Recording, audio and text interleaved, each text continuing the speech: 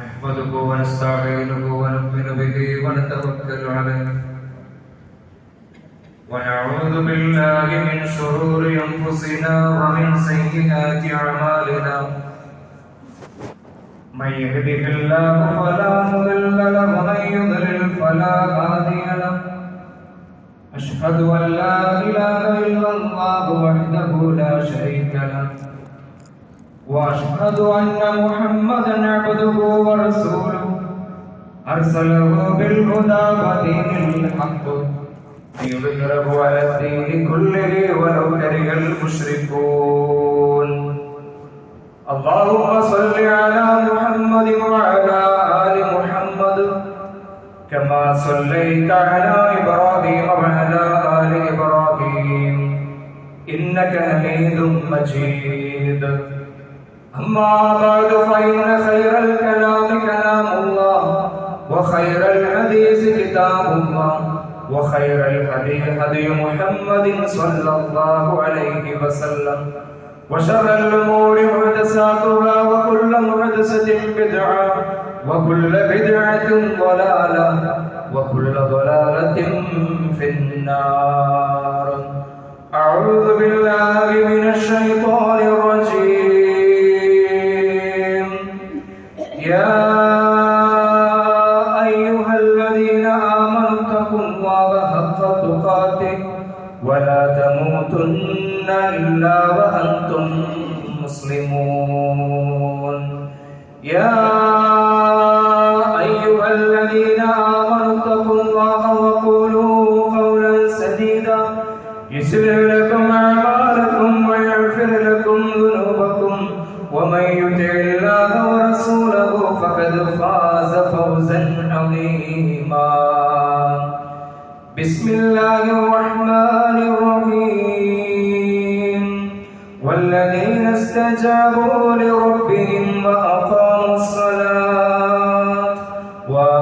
الصلاة وأمرهم شورى بينهم ومما رزقناهم ينفقون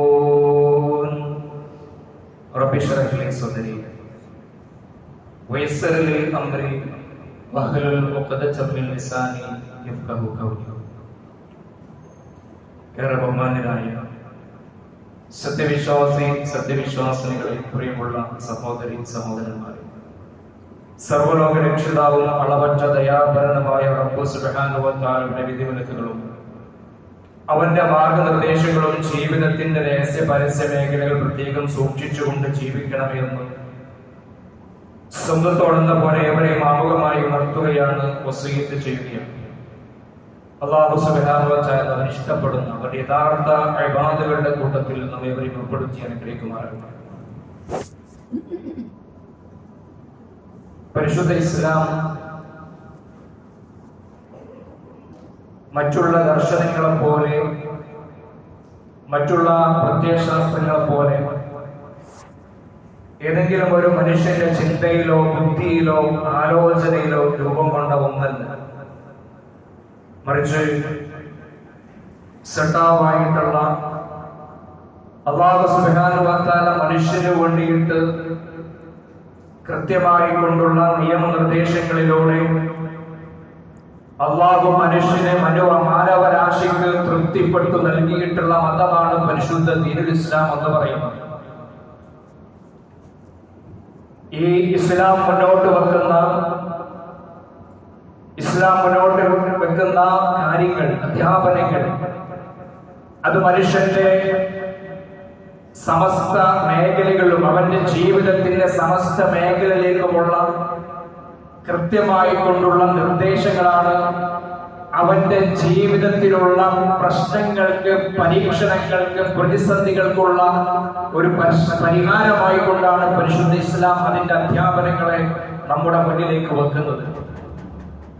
കേവലം കുറെ ആചാരങ്ങൾ ചെയ്തു കൂട്ടുക എന്നുള്ളതല്ല മതം നമ്മോട് ആവശ്യപ്പെടുന്നു. യാന്ത്രികമായി കൊണ്ട് കേവലം കുറെ കർമ്മങ്ങൾ, ആചാരങ്ങൾ അനുഷ്ഠിച്ച് ഒരു മൂലയ്ക്ക് ഇരിക്കുക എന്നുള്ളതല്ല പരിശുദ്ധ ഇസ്ലാം നമ്മോട് കൽപ്പിക്കുന്നു. മറിച്ച് പരിശുദ്ധ ഇസ്ലാമിന്റെ ഓരോ അധ്യാപനങ്ങളും നമ്മുടെ ജീവിതത്തിന്റെ നികില മേഖലയിലേക്കും കൃത്യമായി കൊണ്ട് വെളിച്ചം വീശുന്നതാണ്. നമ്മുടെ ജീവിതത്തിലുള്ള പ്രശ്നങ്ങളെ അഡ്രസ് ചെയ്യുന്നതാണ് പരിശുദ്ധ ദീനുൽ ഇസ്ലാമിന്റെ ഓരോ കാര്യങ്ങളും. അത്തരത്തിൽ പരിശുദ്ധ ഇസ്ലാം മുന്നോട്ട് വെക്കുന്ന വളരെ വലിയ ഒരു ആശയമാണ്, തത്വമാണ് ശൂറ എന്നുള്ളത്, കൂടിയാലോചന. അല്ലാഹു സുബ്ഹാനഹു വ തആല വിശുദ്ധ ഖുർആനിൽ ഒരു അധ്യായം തന്നെ, ഒരു സൂറത്ത് തന്നെ ഈ പേരിൽ ഇറക്കുകയുണ്ടായി. സൂറത്ത് ശൂറ, കൂടിയാലോചന എന്നാണ് അതിന്റെ അർത്ഥം.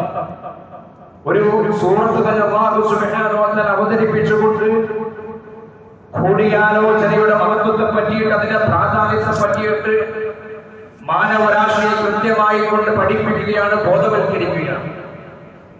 ഇന്ന് നമ്മുടെ സമൂഹത്തിൽ ഉണ്ടാക്കിക്കൊണ്ടിരിക്കുന്ന, സംഭവിച്ചുകൊണ്ടിരിക്കുന്ന ഏത് പ്രശ്നങ്ങൾ എടുത്ത് പരിശോധിക്കുമ്പോഴും അവിടെയൊക്കെ കാണാൻ സാധിക്കുന്നത് ഈ ശൂറ ഇല്ലായ്മയാണ്, കൂടിയാലോചനയുടെ ഇല്ലായ്മയാണ് ഈ പ്രശ്നങ്ങൾ ഉണ്ടായിത്തീരാനുള്ള കാരണം. അത് മനുഷ്യന്റെ കുടുംബ ജീവിതത്തിൽ, അവന്റെ സാമൂഹിക ജീവിതത്തിൽ, സംഘടനാ ജീവിതത്തിൽ, ഭരണ സാമൂഹിക രംഗത്ത് ഒക്കെ ഈ കൂടിയാലോചന ഇല്ലായ്മ കൊണ്ടുണ്ടാക്കുന്ന പ്രശ്നങ്ങൾ ചില്ലറയൊന്നുമല്ല. കുടുംബ ജീവിതത്തിൽ നമുക്കറിയാം, ഇന്ന് വിവാഹമോചനങ്ങൾ വർദ്ധിച്ചുകൊണ്ടിരിക്കുന്ന ഒരു സാഹചര്യത്തിലാണ് നമ്മളുള്ളത്, അല്ലെ? കുടുംബ ജീവിതത്തിൽ കൃത്യമായി കൊണ്ടുള്ള കമ്മ്യൂണിക്കേഷന്റെ അപര്യാപ്തത, കൃത്യമായി കൊണ്ട് പ്രോപ്പറായി കൊണ്ട് സംവദിക്കാനുള്ള അവസരങ്ങളില്ല, അല്ലെങ്കിൽ ആ അവസരങ്ങൾ അത് ഉപയോഗപ്പെടുത്തിക്കൊണ്ട് പരിശുദ്ധ ഇസ്ലാം മുന്നോട്ട് വെച്ച കൂടിയാലോചന നടക്കുന്നില്ല. അതുകൊണ്ട് തന്നെ ഒരുപാട് ചെറിയ പ്രശ്നങ്ങൾ പോലും പർവ്വതീകരിച്ചു വലിയ വിഷയങ്ങളായി അത് അവസാനം ചെന്ന് കലാശിക്കുന്നത് ഇത്തരത്തിലുള്ള ഡിവോഴ്സുകളിലേക്ക്, വിവാഹമോചനങ്ങളിലേക്കാണ്. അപ്രകാരം തന്നെ ഇന്ന് നമ്മുടെ തലമുറ നേരിട്ടുകൊണ്ടിരിക്കുന്ന, നമ്മുടെ സമൂഹം നേരിട്ടുകൊണ്ടിരിക്കുന്ന വലിയൊരു പ്രശ്നമാണ് ജനറേഷൻ ഗ്യാപ്പ് എന്ന് പറയുന്നത്, അല്ലെ? അവിടെയും ഈ ജനറേഷൻ ഗ്യാപ്പ് മൂലം ഉണ്ടാകുന്ന പ്രശ്നങ്ങൾ അതും വലിയ പ്രയാസങ്ങളിലേക്ക് എത്തിക്കുന്നുണ്ട്. അവിടെയും കടന്നു വരുന്നത് ഈ കൂടിയാലോചനയുടെ കുറവാണ്, ശൂറയുടെ കുറവാണ് എന്ന് നമുക്ക് കാണാൻ കഴിയും. കുട്ടികളെ പരിഗണിക്കാതെ, യുവാക്കളെ പരിഗണിക്കാതെ, യുവതലമുറയെ കൃത്യമായി കൊണ്ട് അവരുമായി കൊണ്ട് കാര്യങ്ങൾ കൂടിയാലോചിക്കാതെ സ്വന്തമായി കൊണ്ട് തീരുമാനങ്ങൾ എടുക്കുമ്പോ അതെല്ലാവരും അനുസരിച്ചു കൊള്ളുക എന്ന തരത്തിലേക്ക് കാര്യങ്ങൾ പോകുമ്പോ അവിടെ പ്രശ്നങ്ങൾ ഉണ്ടാകും, കുടുംബങ്ങളിൽ വിള്ളലുകൾ ഉണ്ടാകും, വാപ്പയും മകനും തമ്മിൽ അകൽച്ചകൾ ഉണ്ടാകും. അങ്ങനെ ഈ ജനറേഷൻ ഗ്യാപ്പ് വലിയൊരു ഇഷ്യൂ ആയിക്കൊണ്ട് കടന്നു വരുന്നു. അവിടെയും ഈ ശൂറയുടെ അപര്യാപ്തതയാണ്. അപ്രകാരത്തിൽ നമുക്ക് കാണാൻ കഴിയും, ചില ആളുകൾ ആരുമായി കൊണ്ടും കൂടിയാലോചിക്കാതെ സ്വന്തം ഇഷ്ടത്തിന്, സ്വന്തം താല്പര്യത്തിന് വലിയ ഭീമമായിട്ടുള്ള കടങ്ങളെടുത്ത്, വായ്പയെടുത്ത് ബിസിനസ് തുടങ്ങും. പക്ഷേ ഒരൽപ്പം കഴിയുമ്പോ ആ ബിസിനസ്, ആ കച്ചവടം ആകെ പൊട്ടി പാരീസായി, താൻ സ്വന്തമായി തുടങ്ങിയിട്ടുള്ള അതിന്റെ പേരിൽ വലിയ നിരാശ അവൻ മാത്രം ഏറ്റുവാങ്ങി ഡിപ്രസ്ഡായി സ്വന്തം ജീവിതം പോലും അവസാനിപ്പിക്കുന്ന തലങ്ങളിലേക്ക് ആളുകൾ കടന്നു പോകുന്നു. അപ്രകാരം തന്നെ വ്യാജമായിട്ടുള്ള പദ്ധതികളിൽ ആരുമായി കൊണ്ടും കൂടിയാലോചിക്കാതെ ഇന്നൊരു പദ്ധതി ഉണ്ട് എന്ന് കേൾക്കുമ്പോ എടുത്തു ചാടിക്കൊണ്ട് വലിയ ഭീമമായി കൊണ്ടുള്ള സംഖ്യകൾ അതിൽ നിക്ഷേപിച്ച് ആകെ കുടുങ്ങി പ്രയാസപ്പെട്ട് ആരോടും പറയാൻ ഗത്യന്തരമില്ലാതെ അങ്ങനെ പ്രയാസപ്പെടുന്ന ഒരുപാട് ആളുകൾ. ഇവിടെയും ശൂറയുടെ അപര്യാപ്തതയാണ്. അതുപോലെ തന്നെ തൊഴിൽ രംഗത്ത്, ബിസിനസ് രംഗത്ത് തന്റെ കീഴിലുള്ള ജോലിക്കാരെ കൃത്യമായി കൊണ്ട് കേൾക്കാതെ, അവരുമായി കൊണ്ട് കൃത്യമായി കൊണ്ട് കൂടിയാലോചിക്കാതെ ഏകപക്ഷീയമായി കൊണ്ട് എടുക്കുന്ന തീരുമാനങ്ങൾ, മാനേജ്മെന്റ് തീരുമാനങ്ങൾ, അത് ആ ടീം വർക്കിനെ സാരമായി കൊണ്ട് ബാധിക്കുകയും ആ ഒരു സംരംഭം കൂപ്പുകുത്തുകയും ചെയ്യുന്ന അവസ്ഥ.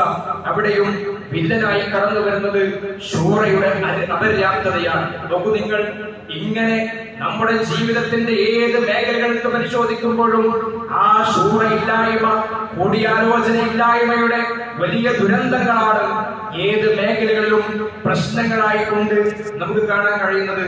ഇവിടെയാണ് പരിശുദ്ധ ഇസ്ലാം നമ്മോട് പറയുന്നത്, മനുഷ്യരെ ഇതാ അല്ലാഹു സുബ്ഹാനഹു വ തആല പറയുകയാണ്. ആമുഖമായി കൊണ്ട് നിങ്ങളെ കേൾപ്പിച്ച വചനം സൂറത്തു ശൂറയിൽ നിന്നുള്ളതാണ്. അല്ലാഹു പറയുന്നു, വല്ലദീന ഇസ്തജാബൂ ലിറബ്ബിഹിം വഅഖാമുസ് സ്വലാത്ത് വഅംറുഹും ശൂറാ ബൈനഹും വമിമ്മാ റസഖ്നാഹും യുൻഫിഖൂൻ. അല്ലാഹു സുബ്ഹാനഹു വ തആല മാനവരാശിയോട് പറഞ്ഞു വെക്കുന്ന കാര്യം, വല്ലദീന ഇസ്തജാബൂ ലിറബ്ബിഹിം, തങ്ങളുടെ രക്ഷിതാവിന് ഉത്തരം നൽകിയിട്ടുള്ള ആളുകൾ, വഅഖാമുസ് സ്വലാത്ത്, നമസ്കാരം കൃത്യമായി കൊണ്ട് മുറ പോലെ നിർവഹിക്കുന്ന ആളുകൾ. എന്താണ് അവരുടെ പ്രത്യേകത എന്തെന്നറിയാമോ? വഅംറുഹും ശൂറാ ബൈനഹും, അവർ കാര്യങ്ങൾ തീരുമാനിക്കുക ശൂറ കൂടിയിട്ടാണ്, കൂടിയാലോചനയിലൂടെയാണ്.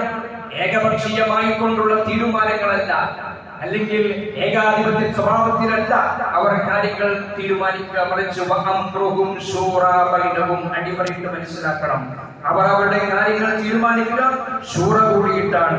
വമിമ്മാ റസഖ്നാഹും യുൻഫിഖൂൻ, അവർ അവർക്ക് നൽകിയതിൽ നിന്ന് ചിലവഴിക്കുകയും ചെയ്യുന്നു എന്ന് അല്ലാഹു സുബ്ഹാനഹു വ തആല പറയുകയാണ്. നോക്കൂ നിങ്ങൾ, ഈ ഒരു ശൂറയാണ്, കൂടിയാലോചനയാണ് നമ്മുടെ ഒട്ടുമിക്ക പ്രശ്നങ്ങൾക്കും പരിഹാരമായി കൊണ്ട് പരിശുദ്ധ ഇസ്ലാം മുന്നോട്ട് വെക്കുന്നത്. അതാ ഞാൻ പറഞ്ഞത്, ഇസ്ലാം എന്ന് വെച്ചാൽ കുറെ കർമ്മങ്ങൾ ചെയ്യുക എന്നുള്ളതല്ല, മറിച്ച് നമ്മുടെ ജീവിതത്തിലുള്ള പ്രശ്നങ്ങൾക്ക് പരിഹാരമാണ് മതം എന്ന് പറയുന്നത്. ഇപ്പൊ പല ആളുകളും മതം വിട്ടു പോവുകയാണ്, അല്ലെ? ഒരുപാട് മതത്തിന്റെ ചങ്ങലക്കെട്ടുകൾ പൊട്ടിച്ചു പോകുന്ന സ്വതന്ത്ര ലോകത്തേക്ക് വിരാജിക്കുന്ന ചെറുപ്പക്കാരെയും ഇന്ന് നമുക്ക് എമ്പാടും കാണാൻ സാധിക്കും. അവർ മനസ്സിലാക്കുന്നത് മതം എന്ന് പറഞ്ഞാൽ അത് ഒരു വേലിക്കെട്ടുകളാണ് എന്നുള്ളതാണ്. അല്ല, മതം എന്ന് പറഞ്ഞാൽ മനുഷ്യന്റെ ജീവിതത്തെ പ്രയാസങ്ങളില്ലാതെ ബുദ്ധിമുട്ടില്ലാതെ കൃത്യമായി കൊണ്ട് പരിഹരിച്ചുകൊണ്ട് മുന്നോട്ട് പോകുവാനുള്ള അല്ലാഹു സുബ്ഹാനഹു വ തആലയുടെ ഏറ്റവും വലിയ ഉന്നതമായി കൊണ്ടുള്ള ദർശനമാണ് പരിശുദ്ധ ഇസ്ലാം എന്ന് പറയുന്നത്. അത് വേലിക്കെട്ടല്ല, അത് പരിഹാരമാണ്, പ്രശ്നങ്ങൾക്കുള്ള പരിഹാരമാണ്, അല്ലേ? ഇന്ന് പല ആളുകളും പറഞ്ഞുകൊണ്ടിരിക്കുന്നത് അത് തന്നെയാണ്, ഇസ്ലാമിന്റെ നിയമങ്ങളാണ് പരിഹാരമായി എന്നുള്ളതാണ്. ഏത് രംഗമെടുത്ത് പരിശോധിച്ചോളൂ, സാമ്പത്തിക രംഗമെടുത്ത് പരിശോധിച്ചോളൂ, കുടുംബ രംഗമാണെങ്കിലും സാമൂഹിക രംഗമാണെങ്കിലും ആളുകൾ അറിഞ്ഞും അറിയാതെയും പറഞ്ഞുകൊണ്ടിരിക്കുകയാണ്, അതെ ഇസ്ലാമിന്റെ നിയമങ്ങളാണ് ശരി, ഇസ്ലാമിന്റെ അധ്യാപനങ്ങളാണ് ശരി, അതാണ് പറയേണ്ടത് എന്ന് പറഞ്ഞുകൊണ്ടിരിക്കുന്ന ഒരു കാലഘട്ടത്തിലാണ് നമ്മൾ ജീവിച്ചു കൊണ്ടിരിക്കുന്നത്. ഇവിടെയാണ് പരിശുദ്ധ ഇസ്ലാം നമ്മോട് പഠിപ്പിക്കുന്നത്, നിങ്ങൾ കാര്യങ്ങളെ ശൂറയിലൂടെ കൂടിയാലോചനയോട് തീരുമാനിക്കണമെന്നാണ് അല്ലാഹു സുബ്ഹാനഹു വ തആല പഠിപ്പിക്കുന്നത്. നോക്കൂ നിങ്ങൾ, അല്ലാഹു സുബ്ഹാനഹു വ തആല അല്ലാഹുവിന്റെ പ്രവാചകനോട് പറയുന്ന ഒരു കാര്യമുണ്ട്, നമ്മളെല്ലാവരും മനസ്സിലാക്കേണ്ട വചനമാണ്.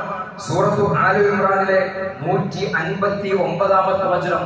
സൂറത്തു ആലു ഇമ്രാൻ 159-ാമത്തെ വചനം അല്ലാഹു പറയുന്നു, ഫബിമാ റഹ്മത്തിൻ മിനല്ലാഹി ലിൻതലഹും വലൗ കുൻത ഫളൻ ഗലീദൽ ഖൽബി ലൻഫളൂ മിൻ ഹൗലിക ഫഅഫു അൻഹും വസ്തഗ്ഫിർ ലഹും وشاورهم في الأمر فإذا عزمت فتوكل على الله إن الله يحب المتوكلين. എത്ര കൃത്യമായി കൊണ്ട് റബ്ബ് പറയുകയാണ്, ഫബിമ റഹ്മത്തിൻ മിനല്ലാഹി ലിൻതലഹും. പ്രവാചകനോട് പറയാണ്, പ്രവാചകരെ അല്ലാഹുവിന്റെ കാരുണ്യം കൊണ്ടാണ്, അല്ലാഹുവിന്റെ റഹ്മത്ത് കൊണ്ടാണ് നീ അവരോട് നൈർമല്യമായി കൊണ്ട് പെരുമാറുന്നത്. ولو كنت فظا غليظ القلب لانفضوا من حولك. താങ്കളെങ്ങാനും കഠിന ഹൃദയവും പരുഷ സ്വഭാവവുമായിരുന്നെങ്കിൽ ആളുകളൊക്കെ ആളുകളുടെ പാട്ടിന് പോകുമായിരുന്നു എന്ന് അല്ലാഹു സുബ്ഹാനഹു വ തആല പ്രവാചകനോട് പറയാണ്. എന്നിട്ട് ഒരു നേതാവ് എങ്ങനെയായിരിക്കണം എന്ന് അല്ലാഹു സുബ്ഹാനഹു വ തആല പഠിപ്പിച്ചു കൊടുക്കുന്നു. പ്രിയപ്പെട്ടവരെ, നമ്മളൊക്കെ ഓരോ രംഗത്തുമുള്ള നേതാക്കന്മാരാണ്, അല്ലേ? നമ്മുടെ വീട്ടിലെ നേതാവാണ്, അതേപോലെ നമ്മുടെ ജോലി സ്ഥലത്ത്, നമ്മുടെ മറ്റു സംഘടനകളിൽ, അങ്ങനെ നമ്മൾ ഇടപെടുന്ന രംഗത്തൊക്കെ നമ്മൾ നേതാക്കന്മാരാണ്, ഉത്തരവാദിത്തമുള്ള ആളുകളാണ്, അല്ലേ? വ്യത്യസ്തങ്ങളായിട്ടുള്ള മസ്ഊലിയത്ത് കൈകാര്യം ചെയ്യുന്ന ആളുകളാണ്. അവരോടൊക്കെയുള്ള നിർദ്ദേശം അല്ലാഹു സുബ്ഹാനഹു വ തആല പറയുന്നത് ഫഅഫു അൻഹും, നീ അവർക്ക് വിട്ടുവീഴ്ച ചെയ്തു കൊടുക്കുക. നിന്റെ കീഴിലുള്ള നിന്റെ അനുയായികളോട് നീ വിട്ടുവീഴ്ച ചെയ്തു കൊടുക്കുക. വസ്തഗ്ഫിർ ലഹും, രണ്ടാമത്തെ കാര്യം അവരോട് അവർക്ക് വേണ്ടിയിട്ട് നീ അല്ലാഹുവിനോട് ഇസ്തിഗ്ഫാർ ചോദിക്കണം. റസൂലിനോട് പറയാണ്, തന്റെ കീഴിലുള്ള ആളുകളിൽ ഒരുപാട് പോരായ്മകൾ ഉണ്ടാവും, ഒരുപാട് പ്രശ്നങ്ങൾ ഉണ്ടാവും, വീഴ്ചകൾ സംഭവിക്കും അല്ലേ? എന്താ ചെയ്യേണ്ടത്? ഇസ്തഗ്ഫിർ ലഹും, അവർക്ക് വേണ്ടി അല്ലാഹുവിനോട് ഇസ്തിഗ്ഫാർ ചോദിക്കണം. നമ്മളെപ്പോഴെങ്കിലും നമ്മുടെ കൂടെയുള്ള സഹപ്രവർത്തകർക്ക് വേണ്ടിയിട്ട് ഇസ്തിഗ്ഫാർ ചെയ്തിട്ടുണ്ടോ? അല്ലാഹുവിനോട്, അല്ലാഹുവേ അവന്റെ അടുക്കൽ പറ്റിപ്പോയതാണ്, അല്ലെങ്കിൽ ആ മീറ്റിംഗിൽ അവരങ്ങനെ പറഞ്ഞത് അത് ഒരു അബദ്ധം പറ്റിപ്പോയതാണ്, അല്ലാഹുവേ നീ അവന് പുറത്തു കൊടുക്കണമേ. അവൻ ആ മീറ്റിംഗിൽ വളരെ രോക്ഷാകുലനായിക്കൊണ്ട് സംസാരിച്ചു, എന്തൊക്കെ പറഞ്ഞു പോയി, അല്ലാഹുവേ അറിവില്ലായ്മ കൊണ്ടാണ് അവൻ എന്റെ സഹപ്രവർത്തകൻ അങ്ങനെ പറഞ്ഞത്, അവന് നീ പുറത്തു കൊടുക്കണം. എപ്പോഴെങ്കിലും നമ്മുടെ സഹപ്രവർത്തകന് വേണ്ടിയിട്ട് നമ്മൾ പ്രാർത്ഥിച്ചിട്ടുണ്ടോ? അല്ലാഹുവിന്റെ റസൂലിനോട് അല്ലാഹു പറയാണ്, ഇസ്തഗ്ഫിർ ലഹും, പ്രവാചകരെ അവർക്ക് വേണ്ടിയിട്ട് താങ്കൾ ഇസ്തിഗ്ഫാർ ചോദിക്കണം, പുറത്തു തേടാൻ, പുറത്തു കൊടുക്കാൻ ആവശ്യപ്പെടണം. വശാവിറുഹും ഫിൽ അംർ, മൂന്നാമത്തെ കാര്യം എന്താണ്? വശാവിറുഹും ഫിൽ അംർ, കാര്യങ്ങൾ അവരുമായി കൊണ്ട് കൂടിയാലോചിക്കണം. ആരോടാ പറയുന്നത്? റസൂലിനോട്, അല്ലാഹുവിന്റെ പ്രവാചകനോട്, വഹയി ലഭിച്ചുകൊണ്ടിരിക്കുന്ന, വഹയി ഇറങ്ങുന്ന പ്രവാചകനോട് പറയുകയാണ്, അല്ലാഹുവിന്റെ റസൂലേ കാര്യങ്ങൾ അവരുമായി കൊണ്ട് കൂടിയാലോചന നടത്തണം, ശൂറ കൂടണം പ്രവാചകരെ എന്ന് അല്ലാഹു സുബ്ഹാനഹു വ തആല പ്രവാചകനോട് പറയാണ്.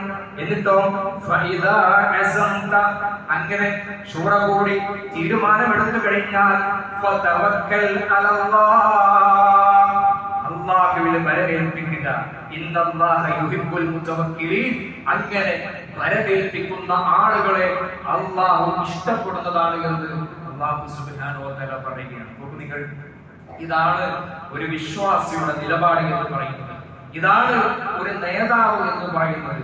അണികളെ ചേർത്തു പിടിക്കുന്ന, അവരിലുള്ള പ്രശ്നങ്ങളെ, പ്രയാസങ്ങളെ പരിഹരിക്കുന്ന, അതിനെ അഡ്രസ് ചെയ്യുന്ന, അവരുടെ അഭിപ്രായങ്ങൾ കേൾക്കുന്ന, അവരുടെ അഭിപ്രായങ്ങളെ മാനിക്കുന്ന, അവരിൽ എന്തെങ്കിലും സ്ഖലിതങ്ങൾ സംഭവിച്ചു പോയാൽ അല്ലാഹുവിനോട് അവർക്ക് വേണ്ടിയിട്ട് പാപമോചനത്തെ ചോദിക്കുന്ന, പുറത്തു കൊടുക്കണേ എന്ന് പ്രാർത്ഥിക്കുന്ന, അതായിരിക്കണം ഒരു നേതാവ് എന്ന് അല്ലാഹു വിശുദ്ധ ഖുർആനിൽ ഒരു മാതൃകാ നേതാവിനെ പറ്റിയിട്ട് പഠിപ്പിക്കുകയാണ്. അതായിരിക്കണം പ്രിയപ്പെട്ടവരെ നമ്മുടെ മോഡൽ എന്ന് പറയുന്നത് റസൂലുള്ളാഹി സ്വല്ലല്ലാഹു അലൈഹി വസല്ലം അല്ലേ? ലഖദ് കാന ലക്കും ഫീ റസൂലില്ലാഹി ഉസ്വത്തുൻ ഹസന, നിങ്ങൾക്ക് നിങ്ങളുടെ പ്രവാചകരിൽ ഉത്തമമായിട്ടുള്ള മാതൃകയുണ്ട് എന്ന് വിശുദ്ധ ഖുർആൻ പഠിപ്പിക്കുകയാണ്. അങ്ങനെയായിരുന്നു ആ പ്രവാചകൻ. പ്രവാചകന്റെ ജീവിതങ്ങൾ എടുത്ത് പരിശോധിച്ചു. അബൂ ഹുറൈറ റളിയല്ലാഹു അൻഹു പറയുന്നുണ്ട്, ഇത്രയധികം അനുചരന്മാരോട് ഓരോ വിഷയത്തിലും കൂടിയാലോചന നടത്തുന്ന മറ്റൊരു നേതാവിനെയും ഞാൻ കണ്ടിട്ടില്ല. ആരാ പറയുന്നത്? അബൂ ഹുറൈറ റളിയല്ലാഹു അൻഹു അല്ലേ? നമ്മുടെ അണികൾ നമ്മളെ പറ്റി അങ്ങനെ പറയോ? നമ്മുടെ അണികൾ നമ്മളെ പറ്റി അങ്ങനെ പറയോ? ഇത്രയധികം അണികളുമായി കൊണ്ട്, അനുചരന്മാരുമായി കൊണ്ട് ഓരോ വിഷയങ്ങളും കൂടിയാലോചന നടത്തുന്ന ഒരു നേതാവിനെ ഞാൻ കണ്ടിട്ടില്ലെന്ന് പറയുകയാണ്. അങ്ങനെയായിരുന്നു പ്രവാചകന്റെ ജീവിതം. ബദർ യുദ്ധത്തിന്റെ സന്ദർഭമാണ്. പ്രവാചകൻ സല്ലല്ലാഹു അലൈഹി വസല്ലം ബദറിലേക്ക് പുറപ്പെട്ടു സ്വഹാബികൾ. അങ്ങനെ അവർ തമ്പടിക്കുകയാണ്. ഒരു പ്രദേശത്ത് അവർ തമ്പടിക്കുന്നു. ഈ സമയത്ത് കൂട്ടത്തിലുണ്ടായിരുന്ന മുന്തിർ എന്ന് പറയുന്ന ഒരു മനുഷ്യൻ, സ്വഹാബി, പ്രമുഖ വലിയ സ്വഹാബിയൊന്നുമല്ല, മറിച്ച് പ്രവാചകന്റെ കൂട്ടത്തിൽ ഉണ്ടായിട്ടുള്ള സ്വഹാബിയാണ്. പ്രവാചകൻ ഇങ്ങനെ ആ സ്ഥലത്ത് തമ്പടിച്ചപ്പോ അദ്ദേഹം ചോദിച്ചു, അല്ലാഹുവിന്റെ പ്രവാചകരെ, ഇവിടെ തമ്പടിക്കാൻ അല്ലാഹുവിന്റെ തീരുമാനമാണ്, അതല്ല എന്തെങ്കിലും യുദ്ധതന്ത്രമാണ്? പ്രവാചകൻ പറഞ്ഞു, ഒരു യുദ്ധതന്ത്രം എന്ന നിലക്കാണ് ഞാനിവിടെ തമ്പടിച്ചത്. മുന്തിർ പറഞ്ഞു, ഇന്ത്യ പ്രവാചകരെ, ഇതല്ല നമുക്ക് പറ്റിയ സ്ഥലം, കുറച്ചുകൂടി മുന്നോട്ട് പോയ വേറെ സ്ഥലമുണ്ട്, അവിടെ വെള്ളം ലഭിക്കുന്ന ഒരു ഏരിയ ഉണ്ട്, വെള്ളം കിട്ടുന്ന സ്ഥലമുണ്ട്, നമ്മൾ അവിടെ കുറച്ചുകൂടി മുന്നോട്ട് പോയി തമ്പടിച്ചാൽ വെള്ളം കിട്ടുന്ന ഏരിയ നമ്മുടെ ഭാഗത്ത് വരും, ശത്രുക്കൾക്ക് അവിടെ വെള്ളമില്ലാത്ത അവസ്ഥ വരും. നമ്മൾ ഇവിടെ തമ്പടിച്ചാൽ വെള്ളം കിട്ടുന്ന ഏരിയ ശത്രുക്കളുടെ ഭാഗത്താണ്ടാകുക. അപ്പൊ നമുക്ക് കുറച്ചുകൂടി മുന്നോട്ട് പോയി തമ്പടിക്കുന്നതാണ് നല്ലത്. അല്ലാഹുവിന്റെ പ്രവാചകൻ സല്ലല്ലാഹു അലൈഹി വസല്ലം പ്രമുഖരായ സ്വഹാബികളൊക്കെ ഉണ്ട്. പ്രമുഖരായ സ്വഹാബികളൊക്കെ ഉണ്ട് ആ കൂട്ടത്തിൽ. ഖുബാബ് ബിൻ മുൻദിർ പറഞ്ഞ ആ ഒരു അഭിപ്രായം ലോകത്തിന്റെ നേതാവ് സ്വീകരിക്കുന്നു. സ്വഹാബത്തുമായി കൊണ്ട് ഖുബാബ് ബിൻ മുൻദിർ നിശ്ചയിച്ച സ്ഥലത്തേക്ക് സ്വഹാബത്തിനെ കൂട്ടി അവിടേക്ക് തമ്പടിക്കാൻ വേണ്ടി പോകാൻ. അത് വലിയ സഹായകമായി പ്രവാചകനും വിശ്വാസികൾക്കും അവർക്ക് വെള്ളം ലഭിക്കുന്ന ഒരു സാഹചര്യം ഉണ്ടായി. ശത്രുക്കൾക്ക് വെള്ളം കിട്ടാത്തൊരവസ്ഥയുണ്ടായി. നോക്കൂ നിങ്ങൾ, ആ ഒരു തീരുമാനം, ഒരു അഭിപ്രായം അത് ഏറ്റെടുത്ത് പ്രവാചകൻ നടത്തുകയാണ്. പ്രവാചകൻ അവിടെ ആരെയും ശകാരിച്ചില്ല. ഇവിടെ എത്ര പ്രമുഖരായിട്ടുള്ള സ്വഹാബികളുണ്ട്, അവരൊന്നും പറയാത്ത അഭിപ്രായം ഒരു സാധാരണ ഒരു മനുഷ്യൻ എന്ന് പറഞ്ഞ് വില കുറച്ച് കണ്ടില്ല. ചില ആളുകൾക്ക് അങ്ങനെയുണ്ട് അല്ലെ? മീറ്റിംഗില്, യോഗങ്ങളില് തീരുമാനങ്ങൾ എടുക്കുമ്പോ അഭിപ്രായം പറഞ്ഞാല് അത് ഓന് പറഞ്ഞ എന്തെങ്കിലും അഭിപ്രായം, ആളുകളെ ഗ്രേഡ് നോക്കിയിട്ട് അഭിപ്രായങ്ങൾക്ക് വില കൽപ്പിക്കുന്ന സ്വഭാവം അത് പരിശുദ്ധ ഇസ്ലാമിന്റെ ചരിത്രത്തിൽ അല്ലെങ്കിൽ പരിശുദ്ധ ഇസ്ലാമിലില്ലാത്തതാണ്. ഇസ്ലാമികമല്ല. മറിച്ച് ആളുകളുടെ ഗ്രേഡ് നോക്കിയിട്ടല്ല, അല്ലെങ്കിൽ ആളുകളുടെ ദർജ നോക്കിയിട്ടല്ല അവന്റെ അഭിപ്രായം എടുക്കേണ്ടത്. അത് ഏറ്റവും ഉചിതമാണോ എങ്കിൽ അത് സ്വീകരിക്കണം. അതാര് പറഞ്ഞാലും അതൊരു കാപ്പിടിയാണെങ്കിൽ പോലും അവൻ പറഞ്ഞത് സ്വീകരിക്കണം. അതാണ് ഒരു ഇസ്ലാമികപരമായിട്ടുള്ള മര്യാദ എന്ന് പറയുന്നത്. അങ്ങനെ ആ രീതിയിലായിരുന്നു പ്രവാചകൻ സല്ലല്ലാഹു അലൈഹി വസല്ലം എന്തുണ്ടെങ്കിലും അവരുമായി കൊണ്ട് കൂടിയാലോചിക്കുകയാണ്.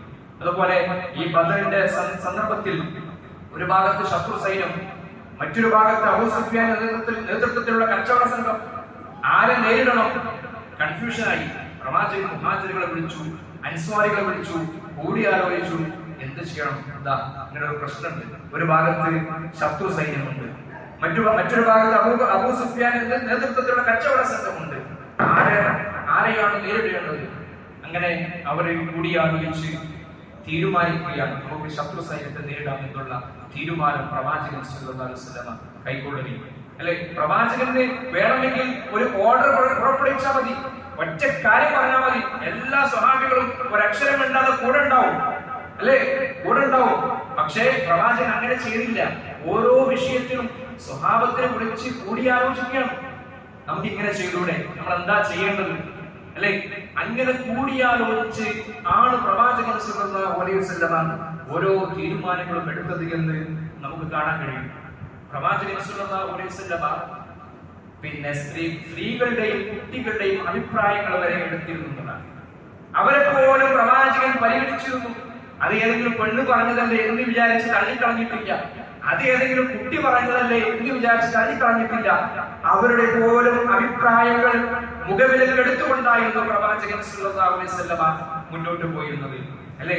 ഒരിക്കലും പ്രവാചകൻ സല്ലല്ലാഹു അലൈഹി വസല്ലം ഒരു സദസ്സിൽ പ്രവാചകന് ഒരു അല്പം പാല് കൊണ്ടുവരപ്പെട്ടു.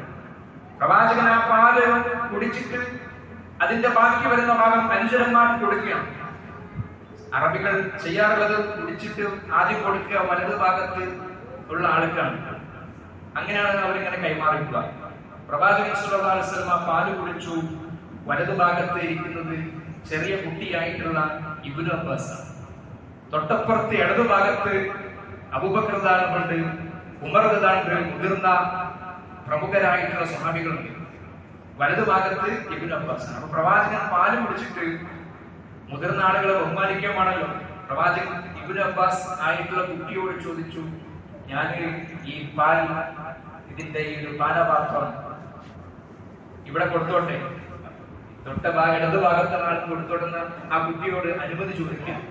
ഇബ്നു അബ്ബാസ് എന്ന കുട്ടി ആ സമയത്ത് ചെറിയ കുട്ടിയാണ്. ഇബ്നു അബ്ബാസ് പറഞ്ഞു, ഇല്ല, എന്റെ അവകാശം, എനിക്ക് കിട്ടേണ്ട അവകാശം അത് എനിക്ക് തന്നെ ലഭിക്കണം. കാരണം പ്രവാചകൻ കുടിച്ചതിന് തൊട്ടുടനെ അത് എനിക്ക് കുടിക്കണം എന്നുള്ള ആഗ്രഹം കൊണ്ട് ആ കുട്ടി ആ അവകാശം ചോദിച്ചു വാങ്ങുന്ന പ്രവാചകൻ കൃത്യമായി കൊണ്ട് ആ കുട്ടിയുടെ കയ്യിൽ ആ പാനപാത്രം വെച്ചു കൊടുക്കുകയാണ്. അപ്പൊ നിങ്ങൾ പ്രവാചകന് വേണമെങ്കിൽ അത് പരിഗണിക്കാതെ ഒരു കുട്ടിയല്ലേ എന്ന് വിചാരിച്ച് ഇവിടെ ഇപ്പുറത്ത് പ്രമുഖരായിട്ടുള്ള സ്വഹാബികളുണ്ട്, അവർക്ക് കൊടുക്കാമായിരുന്നു. അല്ല, പ്രവാചകൻ അങ്ങനെ ചെയ്തില്ല. ആ കുട്ടിയെ പോലും പരിഗണിച്ചുകൊണ്ടാണ് പ്രവാചകൻ മുന്നോട്ട് പോയത്. അപ്രകാരം തന്നെ ഹുദൈബിയ സന്ധി സ്വഹാബികൾക്കൊക്കെ വലിയ പ്രയാസം ഉണ്ടാക്കിയിട്ടുള്ള സന്ധിയാണ്. ഹുദൈബിയ സന്ധിയിൽ പ്രവാചകൻ ഒപ്പുവെച്ചപ്പോ പല ആളുകൾക്കും അത് ഉൾക്കൊള്ളാൻ കഴിഞ്ഞില്ല. എന്നാൽ പിന്നീട് അതിന്റെ ഗുണം അവർ അനുഭവിക്കുകയും ചെയ്തു. അങ്ങനെ ആ സമയത്ത് ഹുദൈബിയ സന്ധിയിലൊക്കെ ഒപ്പിട്ട് പ്രവാചകൻ സ്വഹാബത്തിനോട് പറഞ്ഞു, ഇനി എല്ലാവരും ബലികർമ്മം നടത്തി മുടി മുറിച്ച് തഹല്ലുലായിക്കൊള്ളുക. ആരും പെട്ടെന്ന് ബലികർമ്മം നടത്താനോ തഹല്ലുലാവാനോ തയ്യാറായി. കാരണം ഈ ഹുദൈബിയ സന്ധിയിൽ ഒപ്പിട്ടത് പല ആളുകൾക്കും ഇഷ്ടപ്പെട്ടിട്ടില്ല. അപ്പൊ പ്രവാചകൻ വലിയ പ്രയാസം.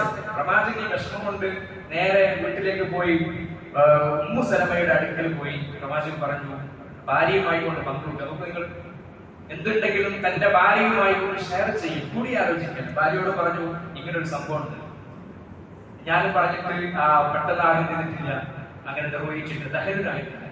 അപ്പൊ ഉമ്മു സലമ താങ്കൾ പറഞ്ഞു കൊടുക്കുകയാണ്, പ്രവാചകരെ താങ്കൾ ഒന്നും മിണ്ടാതെ താങ്കൾ പോയി ബലിയറുത്ത് മുടി മുറിച്ച് തഹല്ലുലാവുക, എങ്കിൽ ബാക്കിയുള്ള ആളുകളും അതേപോലെ ചെയ്യും. പ്രവാചകൻ ഉമ്മു സലമ റളിയല്ലാഹു പറഞ്ഞ ആ ഒരു നിർദ്ദേശം സ്വീകരിച്ചു. തന്റെ ഭാര്യയുടെ ആ നിർദ്ദേശം സ്വീകരിച്ചു. എന്നിട്ട് ബലിയറുത്തു, സ്വന്തം കൈകൊണ്ട് ബലിയറുത്തു, മുടി മുറിച്ച് തഹല്ലുലായി. ഇത് കണ്ട സഹാബത്ത് ഒന്നടങ്കം പ്രവാചകൻ തഹല്ലുലായി. നമ്മൾ ആരെ കാത്തിക്കണം? പ്രവാചകനോടെ തഹല്ലുലായി. നമ്മളെല്ലാവരും അവരും ബലിയറുത്ത് മുടി മുറിച്ച് തഹല്ലുലാക്കുക. അപ്പൊ നോക്കൂ നിങ്ങൾ, ഒരു നിർദ്ദേശം, ഒരു അഭിപ്രായം, അത് ആരായാലും അതിന് അത് എടുക്കുക എന്നതാണ്. അത് ഉചിതമാണെങ്കിൽ അത് സ്വീകരിക്കുക എന്നതാണ്. അത് അവിടെ കുട്ടി പറഞ്ഞതാണെങ്കിലും ശരി, സ്ത്രീ പറഞ്ഞതാണെങ്കിലും ശരി, യുവാവ് പറഞ്ഞതാണെങ്കിലും ശരി, പ്രായമുള്ളവർ പറഞ്ഞതാണെങ്കിലും ശരി, ആ അഭിപ്രായത്തെ മാനിക്കുക. അങ്ങനെയായിരുന്നു പ്രവാചകൻ സ്വല്ലല്ലാഹു അലൈഹി വസല്ലം. ഇത് ഇല്ലാത്തതിന്റെ കുറവാണ് ഇന്ന് കാണുന്ന ഒട്ടുമിക്ക പ്രശ്നങ്ങൾക്കും കാരണം, അല്ലെ? ഇന്ന് നമ്മൾ അനുഭവിക്കുന്ന ഏത് രംഗത്തുള്ള പ്രശ്നങ്ങൾക്കും കാരണം കൂടിയാലോചന ഇല്ല. വീട്ടിൽ പോലും അങ്ങനെയല്ലേ? വീട്ടിലെല്ലാവരും ഒരുമിച്ചിരിക്കുന്ന അവസ്ഥ ഉണ്ടോ? എല്ലാവരും ഒരുമിച്ച് കാണുന്ന ഒരു അവസ്ഥയുണ്ടോ? രംഗമുണ്ടോ? എല്ലാവരും ഓരോ വഴിക്കാണ്. ഭക്ഷണം കഴിക്കുമ്പോൾ പോലും എല്ലാവരും ഒരുമിച്ച് കിട്ടുന്നില്ല. നമ്മൾ ഒരുമിച്ച് നമ്മുടെ മക്കളെയും പെണ്ണുങ്ങളും ഒക്കെ കൂട്ടി ഒരുമിച്ചിരുന്ന് ഭക്ഷണം കഴിക്കുകയും നമ്മുടെ കാര്യങ്ങൾ പരസ്പരം ഷെയർ ചെയ്യാൻ, കൂടിയാലോചിക്കാൻ ഒരു വേദിയൊക്കെ നമ്മുടെ വീട്ടിലുണ്ടാകണം. ഒട്ടുമിക്ക പ്രശ്നങ്ങളും അതിലൂടെ പരിഹരിക്കപ്പെടും. അത് പരിശുദ്ധ ഇസ്ലാമിന്റെ തീരുമാനമാണ്, കൽപ്പനയാണ്. അങ്ങനെയാണ് നമ്മൾ മുന്നോട്ട് പോകേണ്ടത്. അല്ലാഹു സുബ്ഹാനഹു വ തആല തൗഫീഖ് നൽകി അനുഗ്രഹിക്കുന്നുണ്ട്.